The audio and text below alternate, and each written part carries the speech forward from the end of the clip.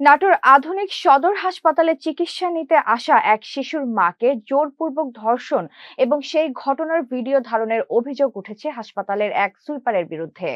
এই ঘটনা ধামাচাপা দিতে হাসপাতাল কর্তৃপক্ষ তৎপরতা চালিয়েছে বলেও অভিযোগ উঠেছে। মোহাম্মদ শাহজালাল ভাই উজ্জ্বলের তথ্যচিত্রে বিস্তারিত। সংশ্লিষ্ট সূত্রে জানা গেছে, নাটোর পৌরসভার বড়গাছা এলাকার এক নারী তার অসুস্থ কন্যা সন্তানকে নিয়ে গত 4 দিন আগে সদর হাসপাতালের শিশু ওয়ার্ডে ভর্তি হন। গত 7 জুন রাত আনুমানিক 10টার দিকে আউটসোর্সিং সুইপার অমিত ওষুধ দেওয়ার কথা বলে ওই নারীকে হাসপাতালের 6 তলার সিঁড়ি ঘরে নিয়ে যায় এবং সেখানে তাকে জোরপূর্বক ধর্ষণ করে। এ সময় অমিতের 2 সহযোগী এবং হাসপাতালের অন্য 2 আউটসোর্সিং সুইপার অনিল ও প্রাঙ্গণ মুঠোফোনে ধর্ষণের ভিডিও ধারণ করে। পরবর্তীতে সেই ভিডিও দেখিয়ে ব্ল্যাকমেইল করে ভুক্তভোগীকে আবারও ধর্ষণের চেষ্টা চালানো হয়।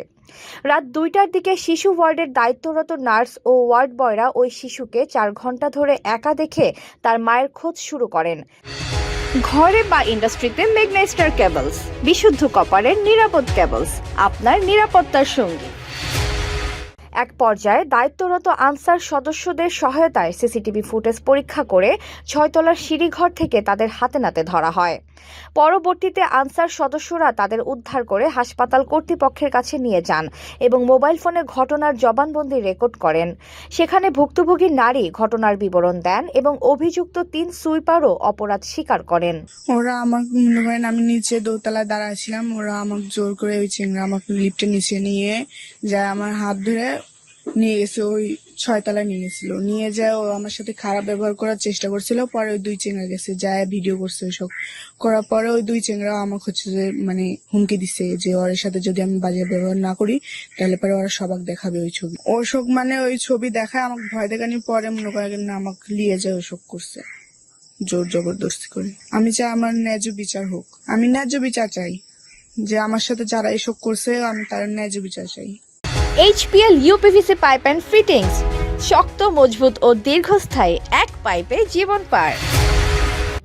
বিষয়টি জানাজানি হওয়ার পর হাসপাতাল কর্তৃপক্ষ পুলিশের সাথে পরামর্শ করে অভিযুক্ত 3 সুইপারকে ছেড়ে দেয় এবং ভুক্তভোগী নারীকে তার পরিবারের কাছে হস্তান্তর করে ঘটনাটির ধামাচাপা দেওয়ার চেষ্টা চালায়। এটা অনেক ঘটনা ঘটে এবং আমাদের এখানকার কর্তব্যরত আনসার তাদেরকে ধরে, হাত নাতে ধরে, ধরার পরে পরবর্তীতে তার মহিলার স্বামী আসে, আসার পরে লিখিত দিয়ে ওই মহিলাকে নিয়ে চলে যায়। আমরা অবশ্যই জিনিসটা আগে এই তার স্বামী তাকে নিয়ে যাওয়ার আগে আমরা থানায় ইনফর্ম করে ওসি সাহেবের ব্যবস্থা নিয়ে মহিলাকে তার স্বামীর কাছে হস্তান্তর করা হয়েছে। হ্যাঁ, এখন হচ্ছে যে আমরা যেহেতু এখানকার স্টাফ যে কোনো ভাবে আমাদের মানে এই মুহূর্তে আমরা দেখছি আইনের আওতায় কিভাবে নিয়ে আসলে বা আইন অনুযায়ী যেটা হয় সে ব্যবস্থা নেওয়ার চেষ্টা করছি। পুলিশের সাহায্য নেব। এই জঘন্য ঘটনায় ক্ষোভ প্রকাশ করে ভুক্তভোগী নারীর স্বামী নাটোর সদর থানায় একটি মামলা দায়েরের প্রস্তুতি নিচ্ছেন বলে জানা গেছে। এরকম একটা খবর আমি পেয়েছি এবং ওসিকে নির্দেশ দেওয়া হয়েছে। অফিসারও গিয়েছিল, কিন্তু ওখানে গিয়ে ভিকটিম পক্ষ যাকে যে কথা কথিত যে ভিকটিম পক্ষের কথা বলা হচ্ছে তাকেও পাওয়া যায়নি, তাদের পক্ষের কাউকে পাওয়া যায়নি। ওখানে হাসপাতাল কর্তৃপক্ষের সঙ্গে অফিসাররা কথা বলে চলে আসছে। তবে এই বিষয়ে অভিযোগ দিলে অভিযোগ অনুযায়ী আইনগত ব্যবস্থা গ্রহণ করা হবে।